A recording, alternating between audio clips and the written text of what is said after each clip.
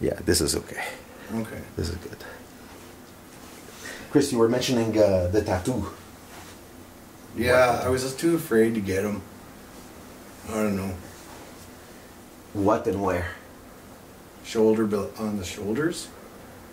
The little devil, the fat-headed one, with the little jazz goatee, and the little angel, and it was, I think it was one of the Walt Disney cartoons, where the little devil's like da da da da da, and then the other one's la la la la la la, kind of. Yeah, and it'd be like, play this. Oh no, play this. Yeah. Was one of them gonna play a certain guitar and the other? One was the Les Paul, the little devil, on the left, and one was the little angel on the right. So you have no tattoos, eh? No.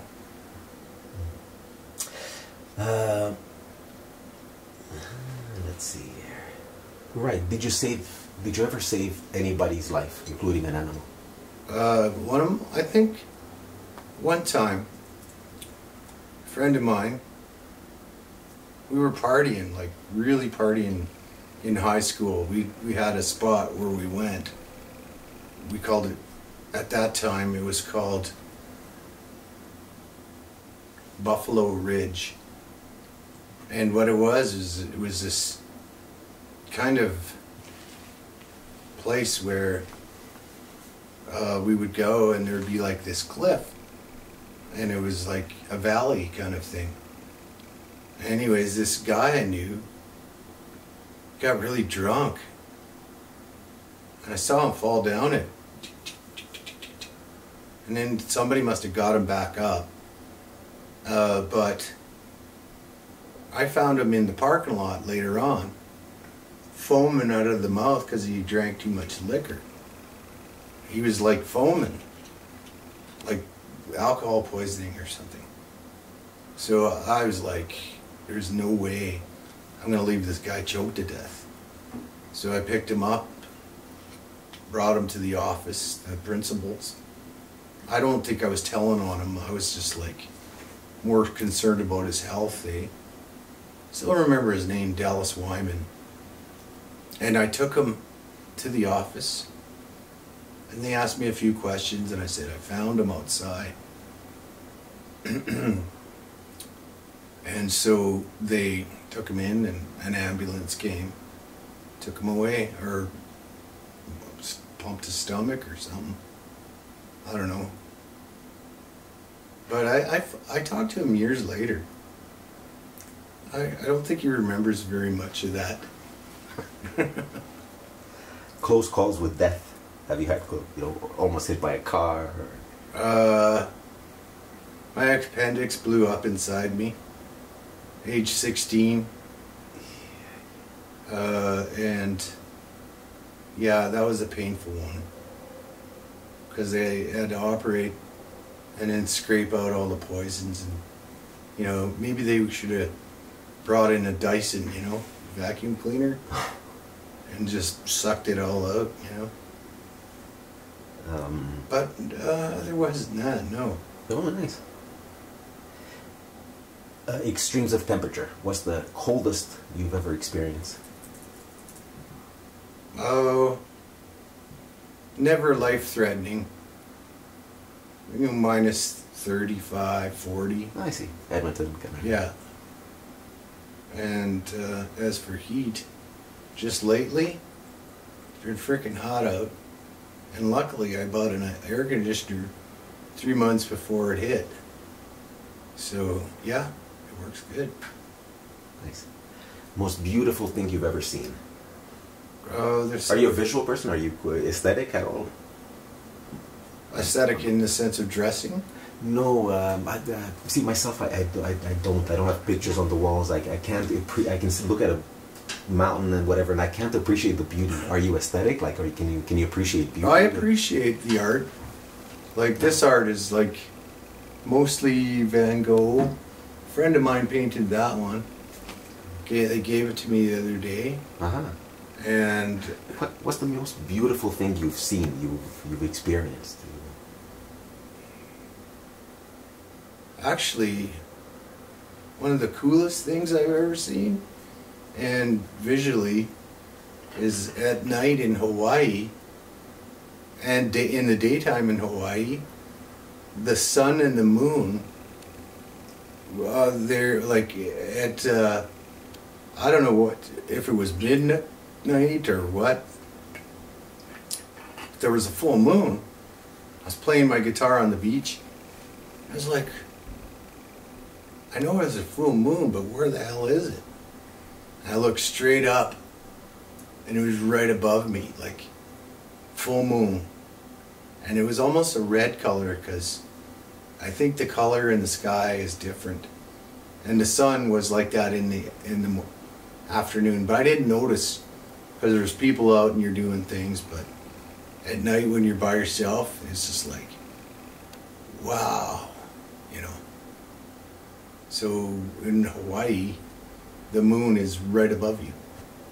Interesting. Yeah, here it's to the south, west, and then it comes across the sky. Wow. What's the prettiest place you visited, or where you would like to, you know, to live? And Well, I would say I would want to live there, but I actually, while I was in Hawaii, I met some of the locals, and they took me to where Jimi Hendrix played, Rainbow Bridge. It was a concert years and years ago,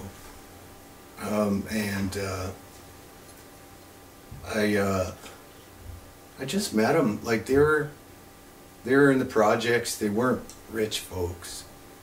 They liked me right off the bat. Like they liked me, and I just, you know, I remember talking to this one older fella, and he spoke to me in Pidgin. Do you know what Pidgin is? No, not really. It's Portuguese, English, and Sumerian or Hawaiian, or which is, I don't know what their native but it's like you hear a little bit of English, some Portuguese, and then the Samoan or whatever, Samoan or whatever it is, and it's very difficult to understand. And I actually ended up talking to this guy, and he'd laugh, and I'd laugh not knowing what he said. I just laughed with him, you know, like, and they liked me, so, and that was cool. Flights, any scary flights? The turbulence, anything where you... Not really, but I had a really cool flight. Oh. When my grandmother passed away, I was flown back to Edmonton and then back to Victoria for the funeral and whatnot. But while I was there, this is before 9/11, and I asked if I could go on the front seat or in the pilot, like where the pilots were, to look out the window, and it was so cool. We were like 30,000 feet, and the clouds were underneath us, and there was a full moon right in front of us. It's always these moons, eh? That was pretty cool. Are you afraid of heights? Were you ever... Not then, not flying? there. No, I'd be scared of flying. I wrote a song about that flight. It was random words. Did you record it? No. I wish I could have, but it's like photo walls, no time, army man flying midnight. I'm all alone. I'm all alone. Look the moon in the eye. Look the moon in the eye. And then look the moon in the eye. Vacuum sucking footprints from yesterday's gone. I can't remember the rest, but... What did you mean by vacuum sucking? I was watching the lady vacuum in the airport. Oh, in the airport, okay. Yeah, it was just like vacuum sucking footprints from yesterday's gone. And look the moon in the eye was where I got in the cockpit. And photo walls were photos on the walls in the airport. I did sing about a preacher man. I don't want to say it too much, but I said, does he even know what he's preaching about? Kind of the gist. Mm-hmm. You know, you pay your money into heaven, and you get your way, kind of thing. Mm-hmm. You know, so Right. I don't believe it's about money. Do you feel spiritual? Very so. Yeah. Uh-huh. Have you always did your spirituality develop? Did it change? Did it fluctuate, or was it always the same? Well, let's just say I saw the darkest and some light, but not as much light as dark. Like the darkest things in my mind or subconscious or sensing it around me. So is it still rolling? Oh yeah. Yes. Yeah. Both of them. Okay, so I know there's it's like I relate to music in a way. Like the center of music is middle C, because C is the center. White note scales. Anyways, I also look at the sharps and flats as light and darkness.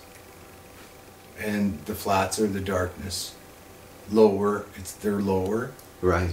And then the Sharps. like music was written by Gregorian monks, and you know the notational stuff, which I never really learned very well. But I look at it, everything is spiritual, that God is everything. God is you, me, this coffee table, that TV, all life forms in the universe, and that we're part of it. You know, we're here. So, do you believe you were present before you were born? I don't know that. Okay. That's the mystery. I see. But you know for sure you'll be present after you'll pass. I hope so. Okay. Like I said, I don't know. But I have a pretty good feeling. Mm-hmm. So I think if you'll transcend life, most likely you were here before then too. And yeah, this is just a I little passage. sometimes feel like I dreamt all this already. Mm-hmm. Like I've been through this. Yeah. Like I don't know. I don't know what's next, but I hope it's wonderful.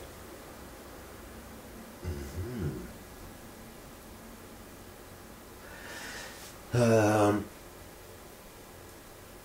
So, how would you describe your temperament, your personality? What kind of? I cry a lot. Oh yeah, do you I do you feel emotional? Well, lately, yeah. Mm-hmm. I feel for other people too. A lot, actually. I kind of analyze the world, and I kind of see what's wrong with it from my point of view. Looking up at everybody, you know, from rich to poor to middle class. I find that, you know, a lot of people are blaming rich people for all their problems, and or at least, you know, they're getting rich while the rest of us, well, I'm not saying us, I'll just say the rest are like looking at them going, why can't we have that? And I don't know, some people are just good at making money, but that's all they're good at, you know. What's your worst trait? Your What? worst personality trait?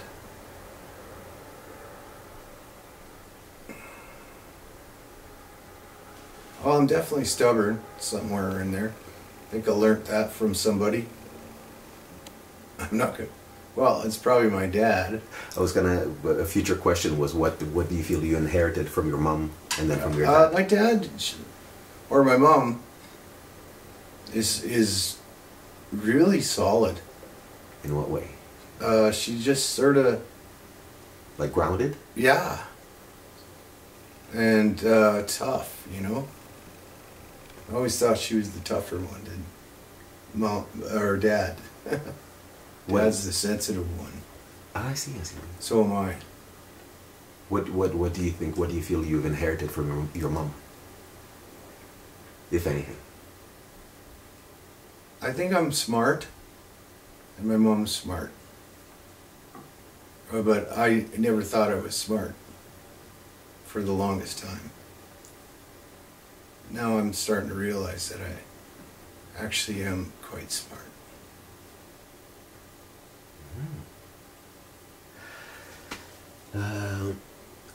Pieces of wisdom you picked up along the way, or your realizations, things like that, that you would tell maybe a younger self.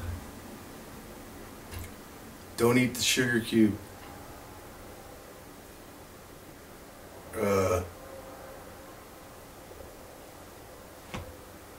Life's a box of chocolates. Sometimes you get a sour grape in there.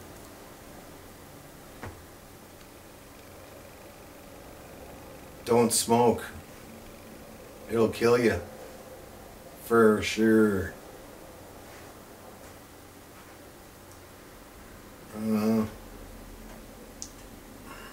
Enjoy your life. Mostly. Would you have, if you were to live it again, what would you do different, if anything? I wouldn't have these insights if I didn't live this way. So for me, it sucks that I'm dying, but I learned so much that I wouldn't change it. Do you have regrets? Yeah, Any? wife and kid, or maybe, you know. Like I said, I shy away from responsibility. So I may have had a kid and had a divorce at the same time, you know. So I was too afraid of that. I fall in love with people too, like so easily. Is that right? Head over heels. You can't tell, but I do. I've cried many tears over that.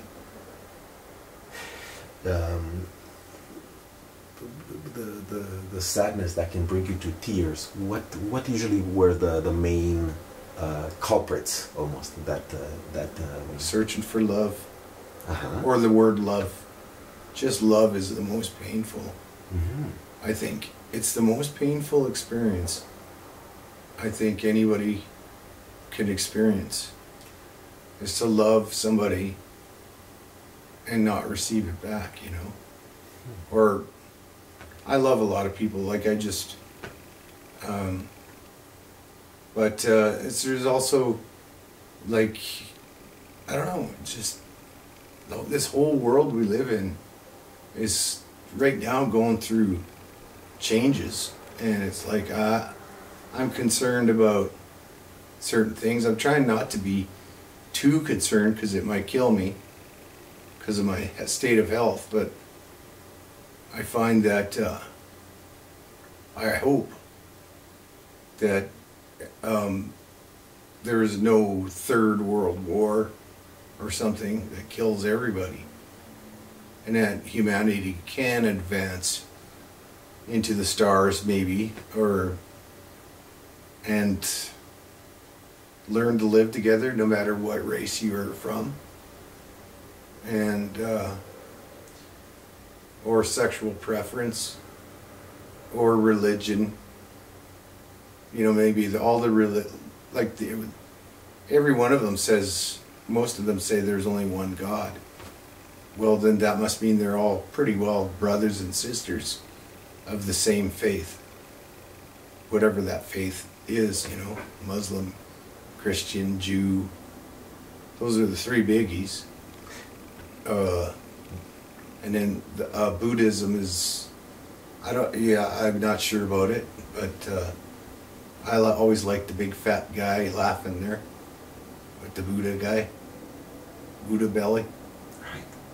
So, what kind of girls do you tend to be attracted to? What are well, I like sexy women. what constitutes a sexy woman? Like personality or looks? Body type. You know, certain, like thin, but not too thin. Also, I think I like smart women, but not ones that take advantage of you. The ones that love you, you know, for who you are. But yeah, I could never figure that one out. Any racial preferences? You like, Asians or? I like Caucasian mostly, but Asians too. Mm-hmm. Actually, I'm starting to look at East Indian too, and actually all the different nationalities. There's some really beautiful women out there. It just blows my mind. Yeah. Mm-hmm. Were you ever mugged, conned, scammed? I've been conned. I got conned out of. I had a schizophrenic trip in Victoria, and a native guy, Aboriginal, First Nations, walks up to me in a thin leather jacket, a thin jean jacket, and then I'm in a Tibetan kind of jacket I bought, and he asked me if he could try on my jacket. So I let him, and then he gave me his, and then he disappeared. So I started freezing, and I said to myself, well, he needed it more than I did. So at that point, I was on a spiritual quest, even when I was schizophrenic. But yeah. What's the most money you've ever lost, like out of your pocket or whatever you forgot? Oh, I lost a lot of money one time playing the VLTs in high level, playing for a country guy. I think I lost about $800. And then I phoned my mom. One night? Over the week. The week, okay. And I phoned my mom and said, I can't pay rent. Sorry. So she gave me leeway, so that was good. What's leeway? It's okay. I don't have to pay. But yeah, I felt stupid. I don't think I gambled that much after that. Yeah, what are your vices? What do you mean? Vices like, smoking, drinking, drugs. I like smoking. Till about 5 days ago when I couldn't breathe. What did you like about it? I don't know. It just felt good to smoke. When did you start? Around 25. Do you remember your first cigarette? Was it like a social calant, I think they call it? I don't know. I might have been kind of like trying to stay awake. I was trying to stay awake at work. I worked in this chain link fence machine in a fencing company, and I was falling asleep. And finally I asked the guy for a smoke because I didn't want to fall into the machine. So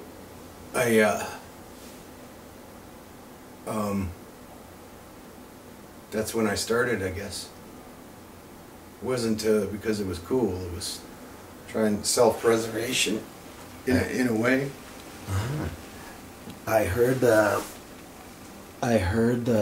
tobacco. I heard many schizophrenics find comfort or some kind of relief in tobacco. Did you find it? It is grounding. Yeah. What do you mean? You ever have the first cigarette of the day, and then you feel your body just kind of pull down, like it fills you up, and it just, that's how it feels. When did you start taking? Well, when were you diagnosed with schizophrenia? 93, 92. How long after your first episode? I don't know. Like, it could have been weeks or a month. I see. So pretty early. Well, it was. I didn't. I don't know if they prescribed me medication. I really didn't know what was wrong with me till probably I got back to Alberta and got a psychiatrist, and they took x-rays of my brain, and then he told me, I think, that I had schizophrenia and that I should take certain medications to stabilize my brain. And what effect did they have? The first Well, ones. they're the same.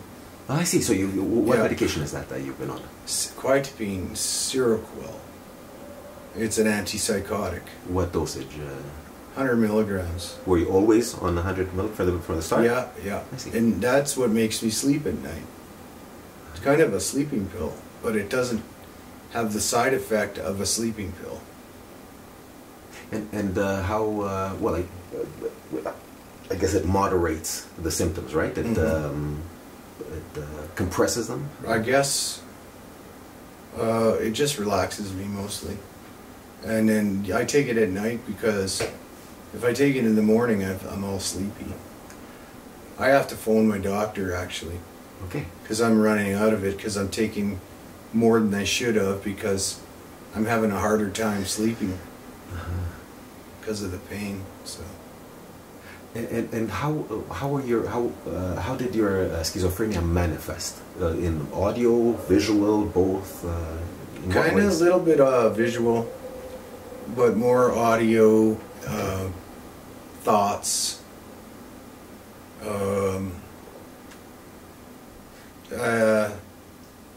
My senses were heightened to the point where it's like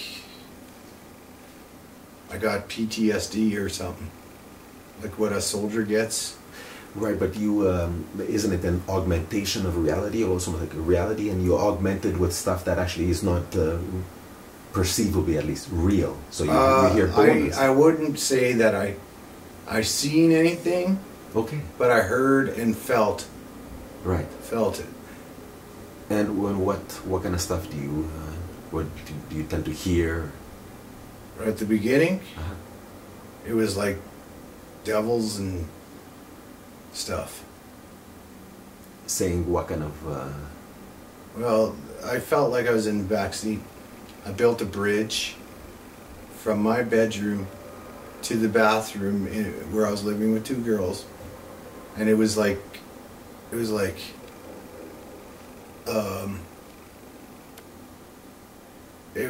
was a lot of material in this thing, and then this part is